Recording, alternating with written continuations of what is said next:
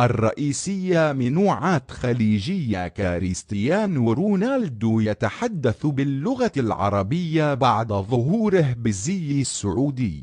كريستيانو رونالدو يتحدث باللغة العربية بعد ظهوره بالزي السعودي. تاريخ النشر منذ يوم.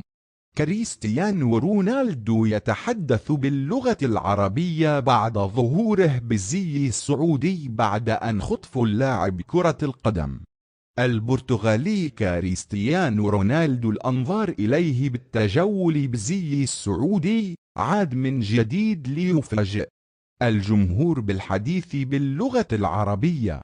كريستيانو رونالدو يتحدث العربية، ونشر نادي النصر السعودي مقطع فيديو قصير عبر حسابه الرسمي على منصة إكس تويتر سابقا للنجم البرتغالي كريستيانو رونالدو وهو خارج من غرفة اللاعبين، ويحيي المتابعين أمام الكاميرا باللغة العربية قائلا: السلام عليكم.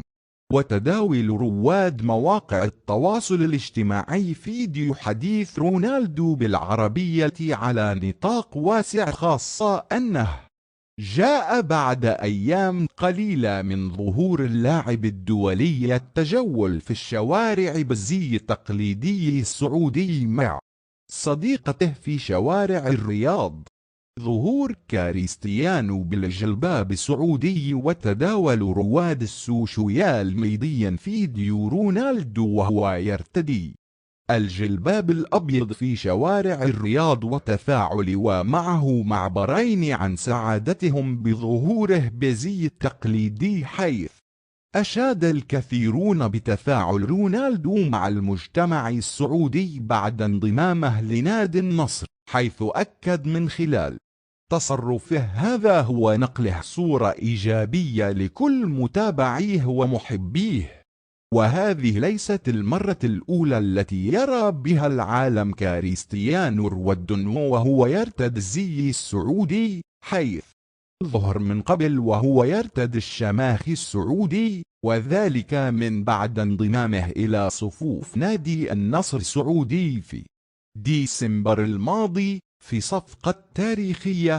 حيث يعتبر أول نجم عالمي ينضم إلى صفوف الأندية العربية. ومنذ وصول كريستيانو رونالدو وعائلته إلى المملكة العربية السعودية، وهم يستمتعان بوقتهما في العديد من الأماكن العامة والسياحية، حيث التقطت العديد من الصور لهم أثناء تجول حبيبته وأولاده في أحد المولات وانخراطهم في المجتمع